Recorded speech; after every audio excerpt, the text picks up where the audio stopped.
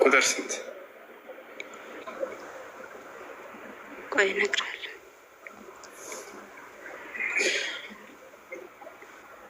قالوا بلى ولكن حقت كلمة العذاب على الكافرين قيل ادخلوا أبواب جهنم خالدين فيها فبئس مثوى المتكبرين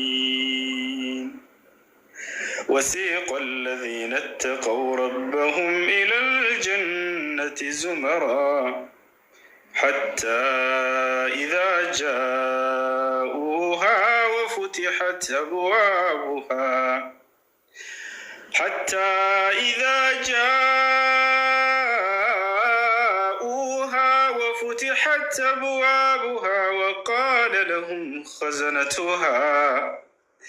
وقال لهم خزنتها سلام عليكم طبتم فادخلوها خالدين وقالوا الحمد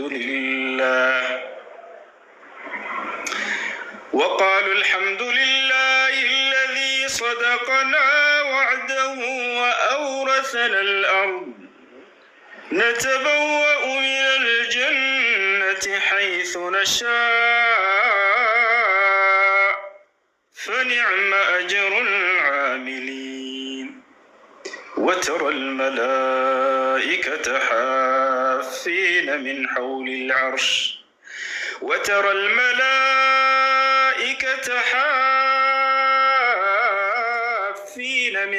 العرش يسبحون بحمد ربهم وقضي بينهم بالحق وقيل الحمد لله رب العالمين.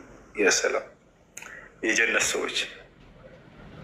الله سبحانه وتعالى بزي القرآن لي ወደፊት የጀነት ሰዎች ጀነት ገብተው ምን እንደሚሉ ሁሉ ጽፎታል። ወደፊትን ሁሉ የሚያውቀውን አምላክ ነውና ወሲቀ الذين اتقوا ربهم إلى الجنة زمرا እነዚያ በምድር ላይ ጌታቸውን አላህን ይፈሩ የነበሩ ሰዎች ወደ ጀነት በጀማዓ ተደርገው ይወሰዳሉ። መላእክቶች በክብር ይወስዷቸዋል።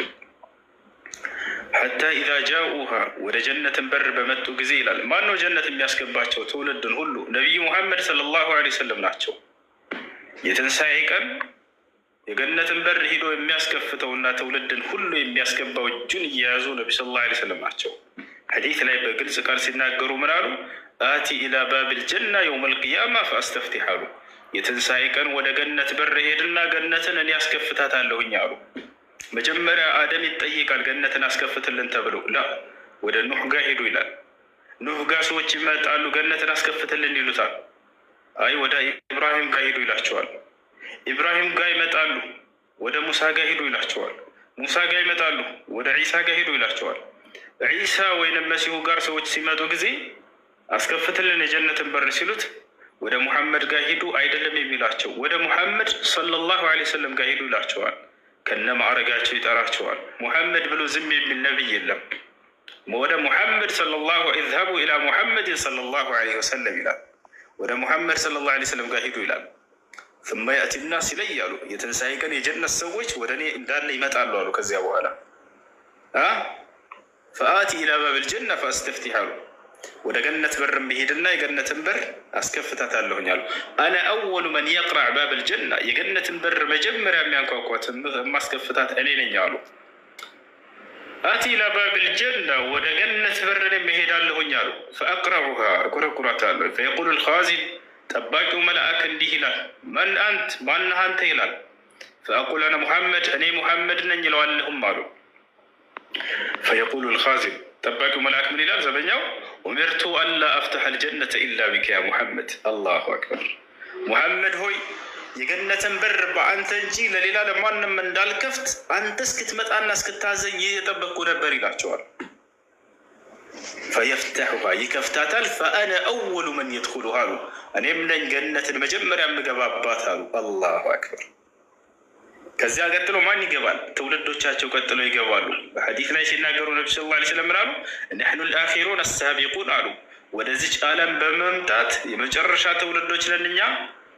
በቀጣዩ ዓለም መጀመሪያ ገነት በመግባት ደግሞ የመጀመሪያዎቹ ትውልዶች ነን አሉ። መጀመሪያ እርሳቸው ናቸው የሚገቡት። መጀመሪያ ከትውልድ ሁሉ በፊት የሚገባው የእርሳቸው ትውልድ ነው። ጀነት ገብተው ከማንኛውም ሰው ጋር እኩል አይደለም ደረጃቸው። ከማንም ነቢይም ሆነ ከማንም በላይ ናቸው።